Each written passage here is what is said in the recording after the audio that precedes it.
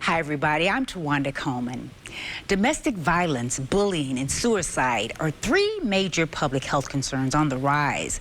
They're often linked to one another.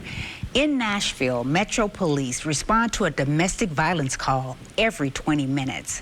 49.8% of children between 9 and 12 have experienced bullying at school.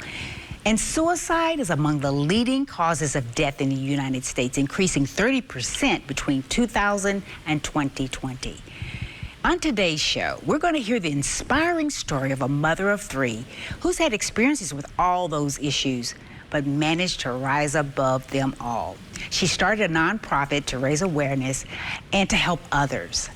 Author, hairstylist, and the founder of Past the Beauty, Centoria Franklin, is my guest. The Plus Side of Nashville starts now. From the News Channel 5 Network, this is the Plus Side of Nashville. Welcome to the Plus Side of Nashville. Thank you so much for joining us.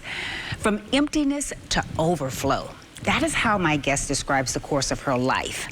After a chain of events that led to years of depression, dysfunctional relationships, self-harm, and suicidal thoughts, Centoria Franklin managed to come out on the other side stronger and more determined to use her story to inspire and help others.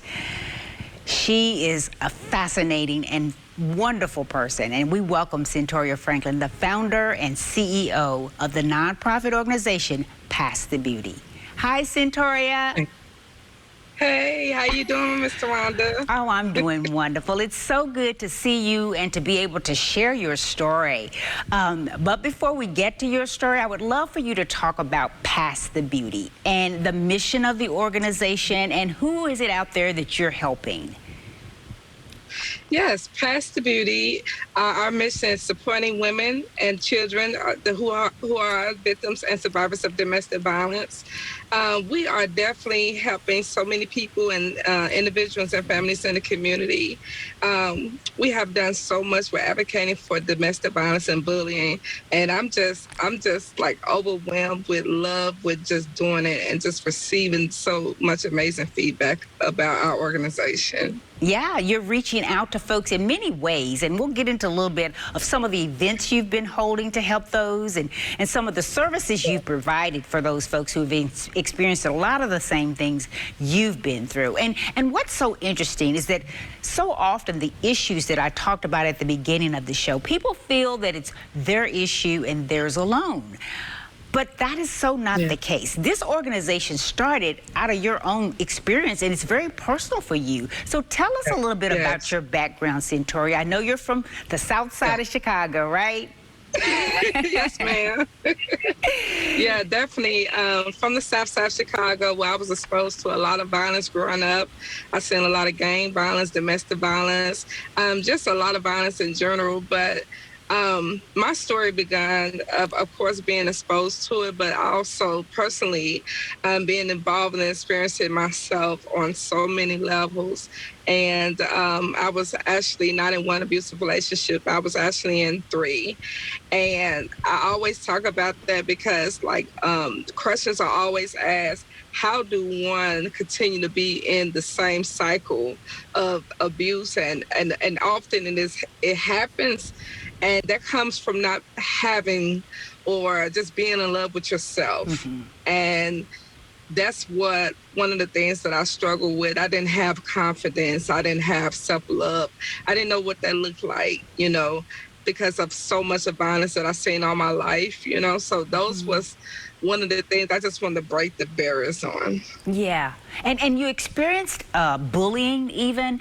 And I think just your background and the things that you did endure, you even had suicidal thoughts. You didn't think life was worth living. Yeah. Yeah, I was like, so I was You know, it's crazy because when people see me, I'm always smiling, I'm always Yes. laughing. They would never have known that I'm a survivor of suicide. I tried to commit suicide several times. I had severe depression. I was a cutter for almost 17 years. And so I used cutting as a way to relieve pain. I experienced a lot of pain that was unfamiliar to me. And it started at a young age. I just didn't know how to handle it. And it was just, that trauma. And I always say, PTSD is just not when you experience being in the military. It's like when you are exposed to so much traumatic stress, it kind of opened up wounds that you don't understand how to deal with. Right. Centoria, what brought you to Nashville? Were you experiencing issues in Chicago that made you think I need to get away from here? Is that what brought you to Nashville? Yeah. So, it was several reasons, but yes, I was dealing with a lot of depression. And one of the things that led me down here, I was being abused by my stepmother, and that was like kind of drove me into a place that it was just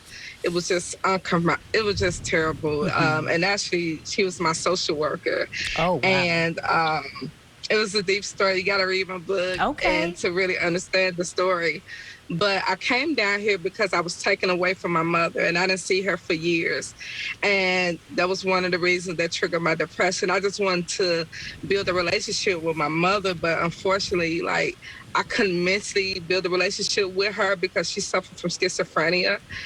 And so one of the things I just don't understand, I just never had the opportunity to, but I was able to still spend that time with her before she passed away from cancer.